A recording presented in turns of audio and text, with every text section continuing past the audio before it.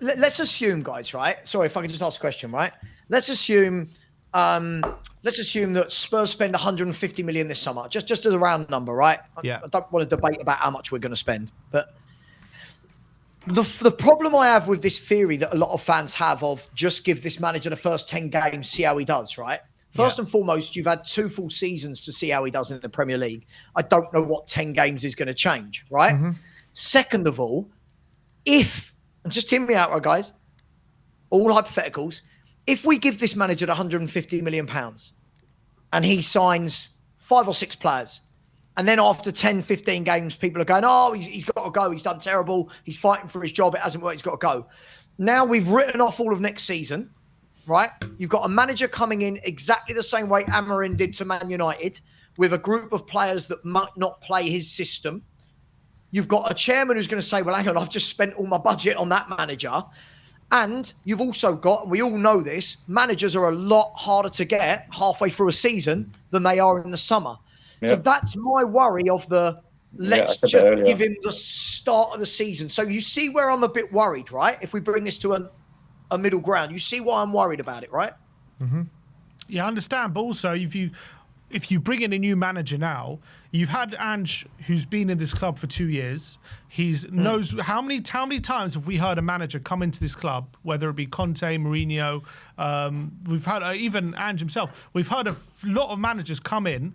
They're very excited to come and join Tottenham. They've been sold a project, and then they say after a few weeks or a few months or however long, I've only just started to realise what the real problems are of this club. I've only just started to realise what it's like managing this club while being here. So any new manager is going to have to go through that, who we bring in the summer. Ange already knows the problems. He knows what he's contending with. He's already gained success within that chaos, winning the Europa League. In terms of overview of the first 2 seasons at his football club, yes, this league season's been disaster, but a 5th in the first season and a European trophy in the second. I can't think of a manager in the Premier League era for us in their first 2 seasons who's been able to achieve that. So and he wants to stay here. He's not like Conte or Mourinho or who's basically saying to the club, you're lucky to have me, all this kind of stuff. Like, he wants to work within the parameters of the club. He's proud to be manager of Tottenham. He's always battling against the narratives against Tottenham, right? He knows the problems, and so he's more, I think, equipped in this summer to maybe deal with knowing what's coming ahead rather than a new manager. Yeah, I think he can.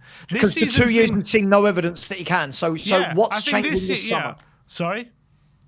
We've seen no evidence in the Premier League for 2 years that he can. So I'm asking, does a cup win, bearing in mind these are 2 very different things, cup wins and every week negotiating the Premier League, does that cup win suddenly make him tactically astute?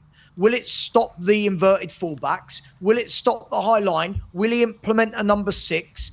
Like, all of these different things. Okay, on the flip side, does Seb finishing 17th and disregard him finishing 5th when his tactics were working in the Premier League? But the tactics were working for the first 3 months of the Premier League, and then we fell off an absolute cliff, didn't we? And we hung on for dear life. We were losing week after week in the second half. Only right at the end. If you take last season, right? First 10 games was obviously great. We then obviously had that Chelsea game and we lost two injuries and we had 2 sendings off. We had a little bit of we had a dip in form for the next 5 games. After, I think we lost 4 of the next 5 games after those first 10. Then for the next 16 games, we won 10 and lost 3 and drew 3.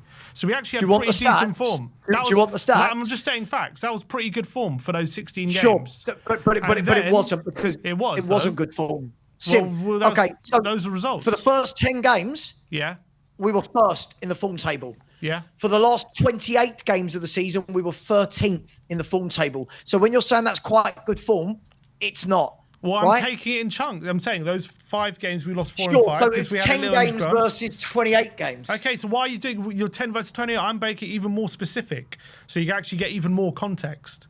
You're just saying 10 versus 20. I'm saying 10, right? Then we had a little mini injury crisis where we were struggling. Romero, Van de Ven, Maddison, where they're all out for a bit. So we lost 4 of the next 5. We then, for a 16-game block, We won 10 games, drew 3 and lost 3. That's nearly half a season, a 16-game block. Then for the final 7 games of the season, we played the top 5 away from home, and we lost. I think we lost 5 games of the final 7. Okay, look, so that's what that's the content season, and we deserve to finish it. Like we missed out on top 4 on like by a point or something. Sure. Okay. So it can work. So then we would have got top 4, but we chose to back Man City. Exactly. Sonny and I'm glad. names in the Legends book that night.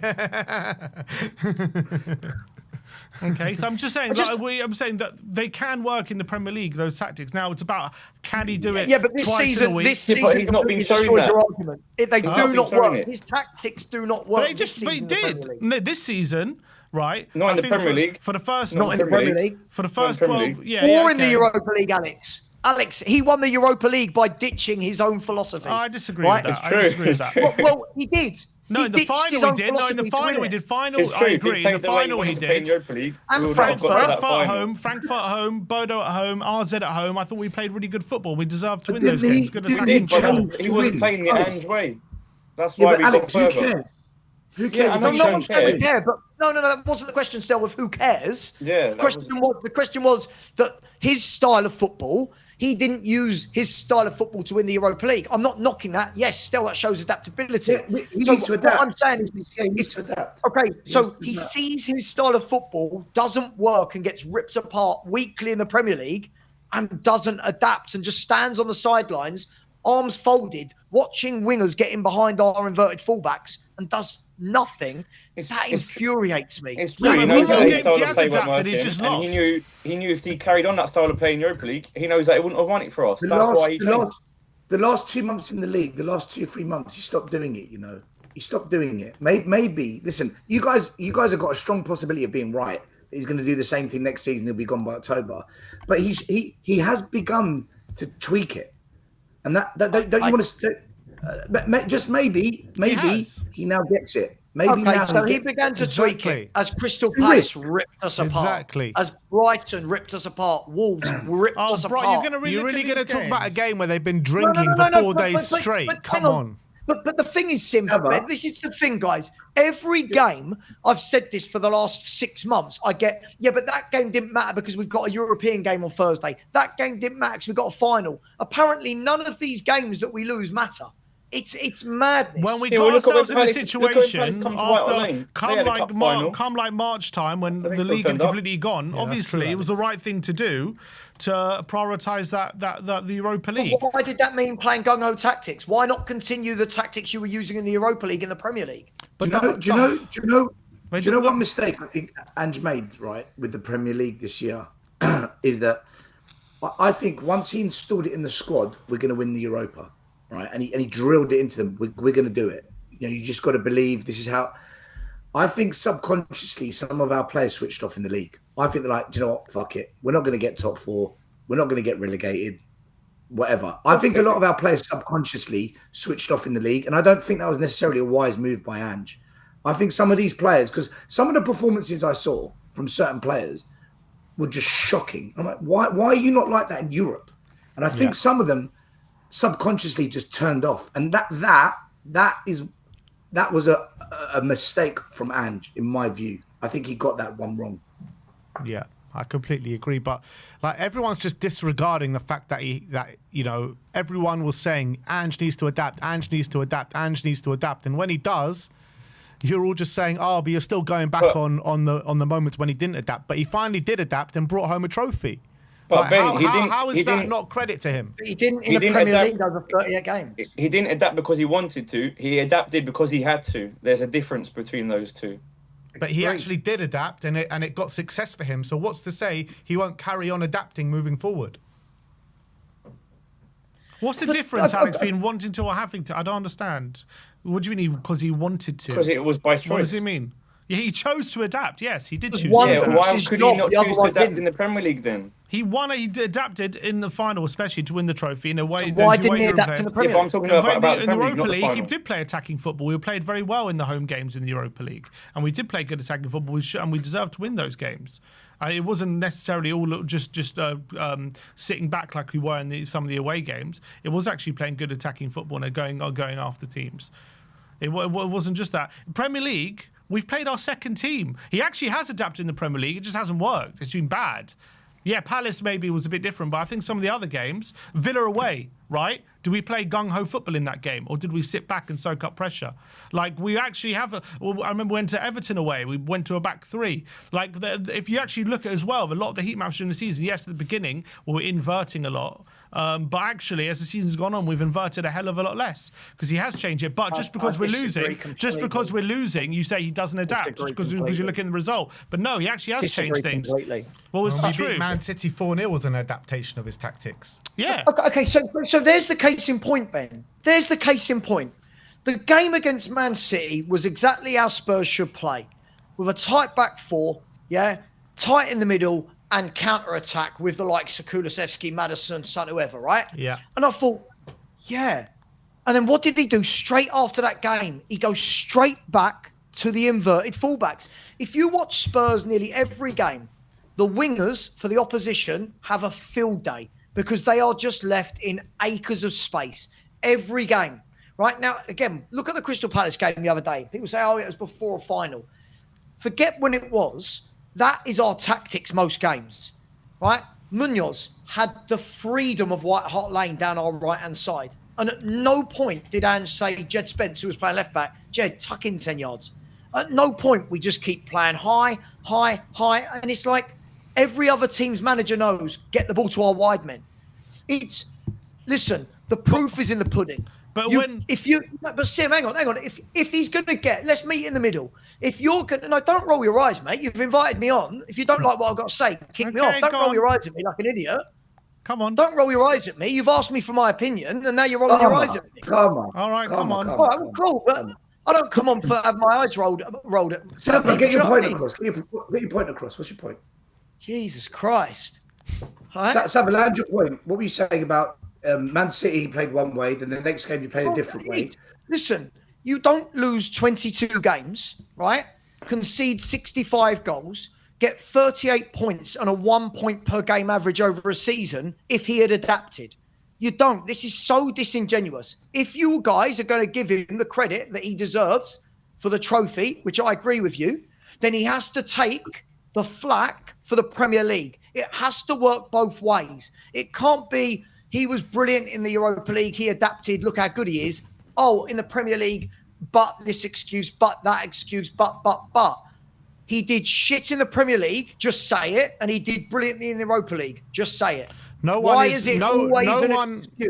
is saying that he didn't do shit in the Premier League. Not one person on this panel has said that. No one has said that. No. No one has said it's completely unacceptable, the form and everything that's gone into the Premier League campaign this season. No one is disagreeing with that. But the fact of the matter is, he's shown signs of adaptability. He's won the cup, something that no manager has done in a very long time at Tottenham Hotspur. And on top of that adaptability that he has shown, that means he deserves to take the team into next season to see if he can carry on that adaptation in the Premier League. And if he can't, and if the Premier League goes the same way, he'll get sacked, and he'll get sacked rightly so. Yeah, that would not be good for us, because then you're looking for a manager mid-season. There's not going to be any available managers mid-season. That's why you've got to do it now. You do it now, or he's here for the next season and you back him properly, which I don't want. You've got to do something now or not mid-season. We can't be going through sacking a manager mid-sesion. You've got to do something now. With this football club, though, Alex, given how we're run and given how we've basically been going for the last, before Ange came in, for the last 5 years, going from manager to manager, having no stability. We need someone to be stable behind.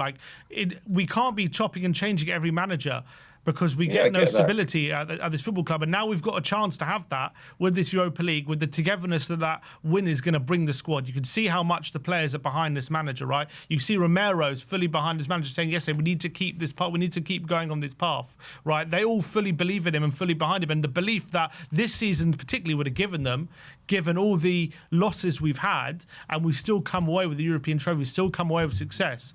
Do you not think that these players are now ready to completely are going to completely buy into him next season. If we risk ripping that all apart by chopping him, going for a new manager, going in a different direction yet again with this football club, starting a whole new thing. And like we see all the best managers at the moment at the top, right? They have consistency. They've been there for a while. That's what this club needs. We need someone, because we're not going to get there outspending the opposition all the time, just buying our way to the top. We need to get there through building things, building younger players, putting the building blocks in place, and that comes with stability. And I think that's why. But he's not built. That's the problem. He's not building. He's had a good cup run, but he's not building. In the league for the last 66 games, he's not building anything. I keep hearing people saying, oh, if we get a new manager, we got to start again. We're 17th in the Premier League. That's as low as it gets. Yeah, that's as low as it gets. What are we rebuilding from? Do you know what? Yeah, different competition, Tim. Do you know what? Do you know what, guys? I totally agree with Sava's point. That Man City game was a blueprint of how to get the best out of this team. And then the next game, he reverts back to type and we lose. This is my biggest concern with Ange. This is why I'm not Ange in, because stuff like that all year long is why I was Ange out. Obviously, I've moved my position because he's shown me something a bit different. I want to give him a chance to prove me wrong. I think what needs to happen now is, right, as much as I just want to give him the start and then judge it then, I hear what Alex is saying. If you're going to make a change, make it now, which probably makes more sense. I honestly believe what this board needs to do now is this. Make a choice, Ange in or Ange out. And if it's Ange out, get the next manager in ASAP. But if it is Ange in, give him the whole season and let him do what he does and back him in the summer. Because if we go in half-baked, let's bring in some players, give Ange 10 weeks, and it doesn't work, hit the reset. That's very disruptive. It can sometimes work. It can sometimes be your downfall. And I think it'll be harder to find a top manager come October, which is kind of where I agree with Alex as well. I think this board now, because whatever we say, guys, it's just our views, right? Levy's going to do what Levy wants, or whoever Levy gives the control on this, whether it's Munn, Paratici, I don't know. Levy needs to make a decision ASAP. Stop dithering and creating uncertainty at the club and just say, right, Ange, you're my guy. We're going with you. Let's build. 100%. And Ange has got to deliver. He's got to deliver. Or, Ange, thanks for what you've given us. We'll never forget it. But where we want to go now, we don't think you quite fit that direction. Get your Glasner, get your Xavi, whatever, and go with it. That's what needs to happen. I agree. That's 100% spot on, still. And then all this like saying, "Oh, we're not going to come to a decision until next week," and all this kind of crap. It's just causing more and more uncertainty. And it's just I heard not that what Ange's we on need holiday right right now too, so that they can't really make a decision right now. Yeah, and it's crap, to be honest, because all these other clubs are making signings already. Even Manchester United, the club are not even in Champions League, are making moves. It's always like this with Tottenham. The other clubs and that's why it's always going to go back to the owners. That's why it's always going to go back to the owners. Oh yeah, of course, 100%. What's Sav has given his opinion on this one, but what's both of your Stel and Alex's gut? What's your guts telling you which way Levy's going to go with it? Do you reckon Ange will be here next season, or is he gonna sack him? I can't even call him right now. I really can't. I mean, I wouldn't be surprised if he parted ways with him, because we know that Levy has done something similar with, sacking Mourinho before a cup final, so he's capable of sacking someone who's just given us the most amazing night of our life. So I wouldn't be surprised if he was to do that, but I also wouldn't be surprised if he kept him too. I really don't know what way it's going to go. I really don't. And yeah, if he was to keep him, obviously that's not what I want, but I would get behind the team and respect the decision, and it would have been made, and there's nothing I can do about changing that. That of course that's not what I want. I've said that I want him gone, and I'd rather like a Glasner in and try and bring in Wharton and Eze with him. Statement signings that would help us push on for next season. But yeah, if he was to keep him, and then you've got to back him heavily in the window, then I'll try my best to support him and get behind him and hope that next season is a massive difference to last season in the league. Because like Sava said, surely it cannot be getting worse than 17th. But what upsets me is that the three teams that went down, if they weren't that bad, we would have there would have been a very strong case for us going down, and that really does not sit right with me. To see my club sitting down that low in the table with 22 Premier League defeats, it makes me feel sick. And I know that there was the main reason for that was they threw it away in January. And says in January, we sat down and we decided to put all the eggs in the Europa basket, which was a risky move, and it did pay off. But at the same time, you shouldn't be doing that, and you shouldn't be in the position to be doing that. Look at Newcastle. They won a League Cup. They still finished in top 6. Why could Spurs have not been capable of doing that? You know what I mean? Like, we had the players to do it. You look at that Newcastle starting 11, man for man, it's not 100% stronger than ours, but it is when we have our second team. They wanted it more. The manager got the best out of his players, which our manager was not doing. And in the 2 years that I've seen Ange at this club, I've not seen any sustainability. I've not seen any progress, and it does not fill me with any confidence doing a third season with him. So right now, I would like to say thank you very much, Ange, for giving me the best moment of my life, the best week of my life. You've done something that top managers at Conte and Jose couldn't do. But it's time to part ways, both on a high. We're happy, Levy's happy, and Ange is happy.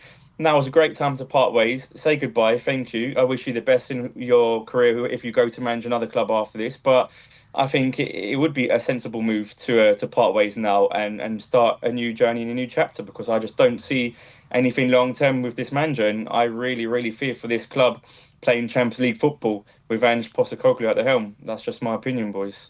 With the squad we have, Alex, with the injuries that we've had, do you not feel it was the right decision to prioritise the Europa League? Of course it was, but you need to adapt as well. Even Sava said it earlier. You've got to adapt. Irioli had like 7 or 8 very important first-team players out at one time this season. Yeah, I know they play one game a week, but he adapted. And this is what you've got to do when you've not got the other resources, if you've not got good backups to come in for Van de Ven or Romero. He had a terrible form late in the season for Bournemouth. When the injuries came... Won 11 and 14 when he had the injuries. Yeah, then the losses start to come after that. I'm saying, but it's not like a great end to the season. He was able to show adaptability, and Ange could not. That's the point I was trying to make. Stel, do you think he'll be here next season?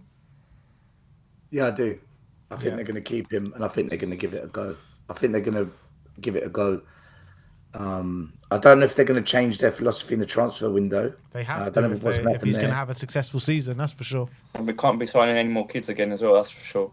But I think any manager that comes to this club is going to need that. What Ange has to do, though, is if he doesn't want he can't accept mediocrity, and he needs to walk if he's not happy with the transfers, because he's accepted, and that's on him.